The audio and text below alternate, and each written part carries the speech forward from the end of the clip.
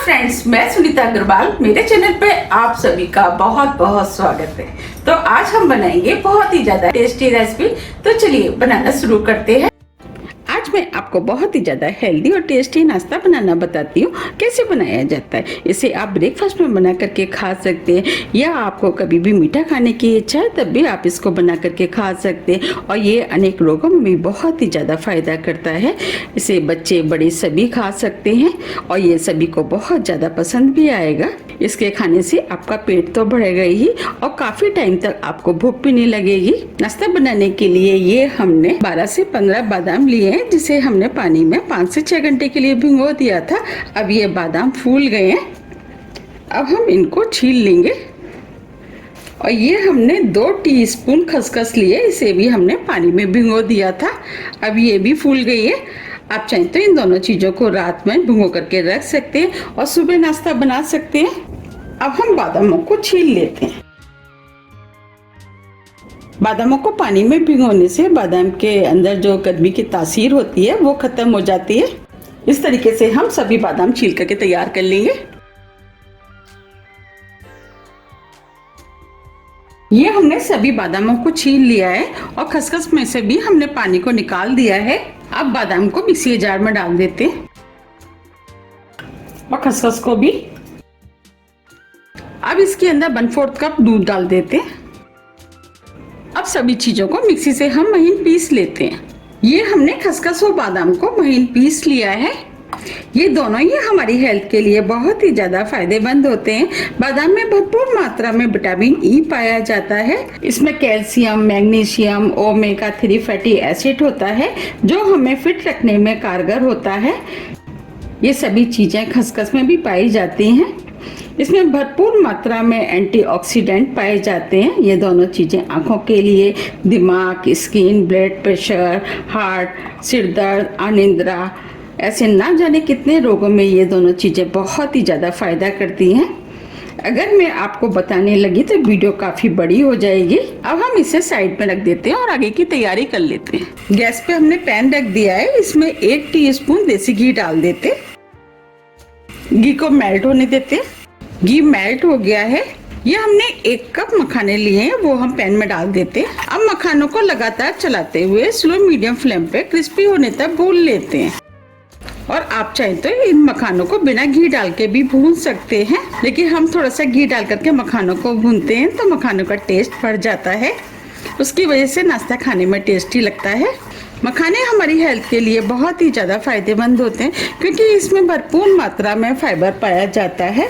इसके साथ साथ इसके अंदर प्रोटीन, कैल्शियम, कार्बोहाइड्रेट, सोडियम पाया जाता है। ये वेट लॉस में भी बहुत ही ज़्यादा काम आते हैं। मोटापे को कम करते हैं, हड्डियों को मजबूत करते हैं, हाई ब्लड प्रेशर को कंट्रोल करते हैं। डायबिटीज़ में तो ये बहुत ही ज़्यादा फायदेमंद होते हैं। इसीलिए डायबिटीज़ के पेशेंट को किसी न किसी रूप में मखानों का इस्तेमाल जरूर करना चाहिए, तभी तो इसे सुपर फूड भी कहा जाता है। अब ये मखाने भी भुन गए और क्रिस्पी हो गए हैं।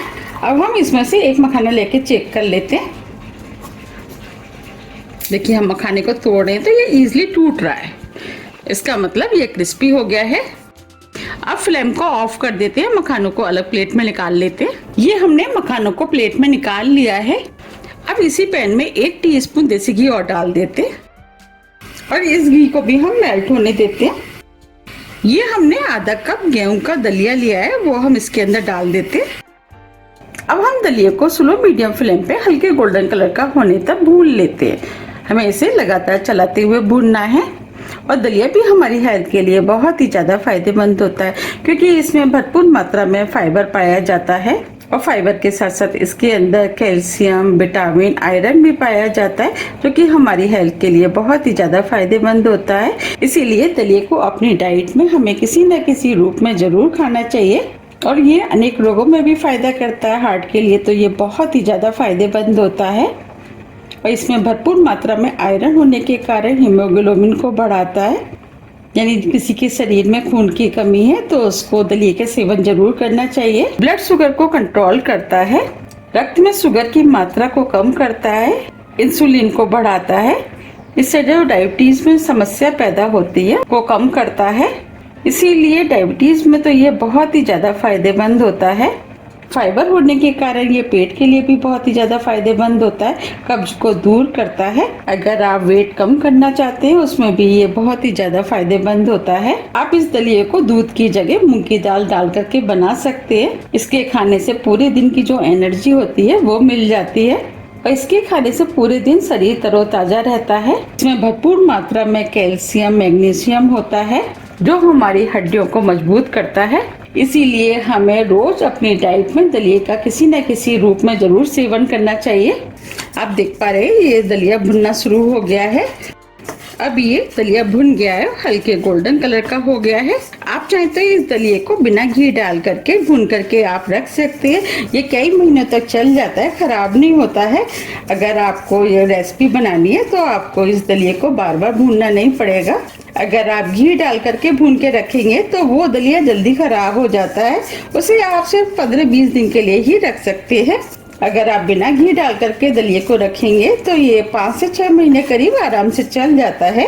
आप देख पा रहे हैं ये दलिया भुन गया, हल्के गोल्डन कलर का हो गया है और ये हल्का हल्का पॉपकॉर्न की तरह फूल गया है।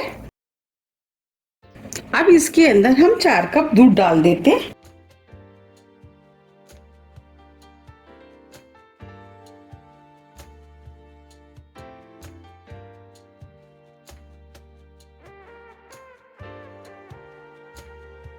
अब दूध को दलिये में अच्छे से मिक्स कर लेते हैं और फुल फ्लेम पे एक उबाल आने देते हैं। दलिये में उबाल आना शुरू हो गया है।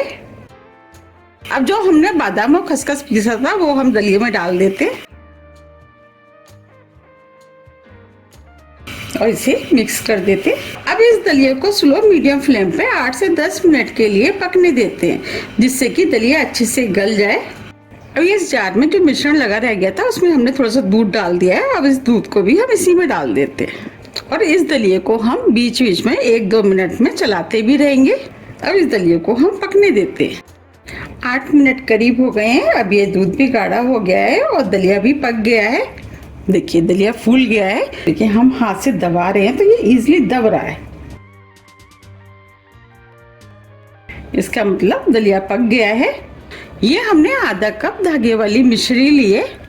ये इस तरीके की होती है, ये हमें इजीली मार्केट में मिल जाती है। अगर आपके पास मिश्री नहीं है तो आप इसकी जगह चीनी का भी इस्तेमाल कर सकते हैं। मिश्री को मिक्स कर देते हैं और 2 से 3 मिनट करीब स्लो फ्लेम पे और इसे पकने देते हैं।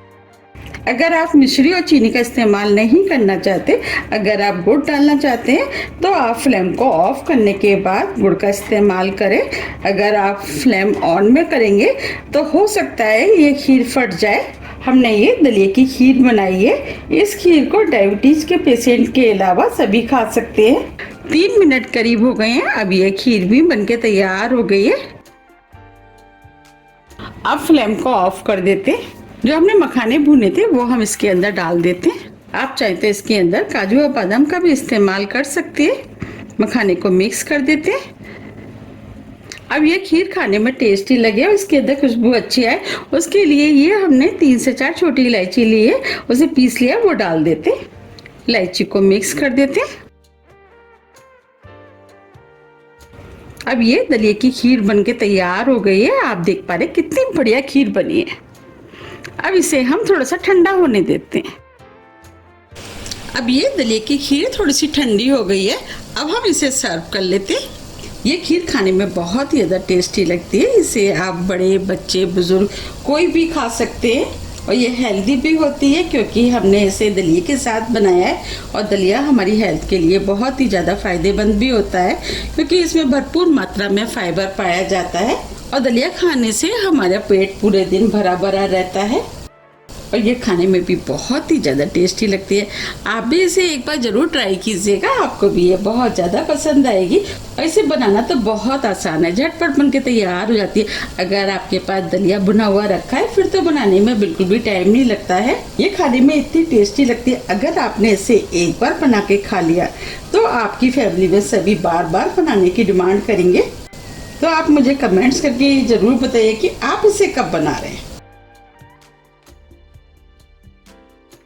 आपने इस खीर को पहले कभी खाया है तो आप मुझे कमेंट्स बॉक्स में लिख करके ज़रूर बताइए आपको ये खीर कैसी लगती है। अगर आपने नहीं खाया है तो आप मेरे कहने से इसे एक बार जरूर ट्राई कीजिएगा।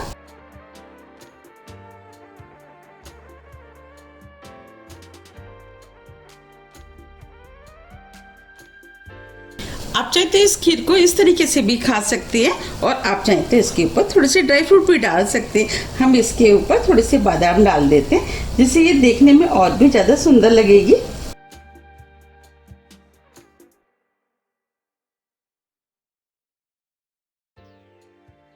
थोड़े से पिस्ते,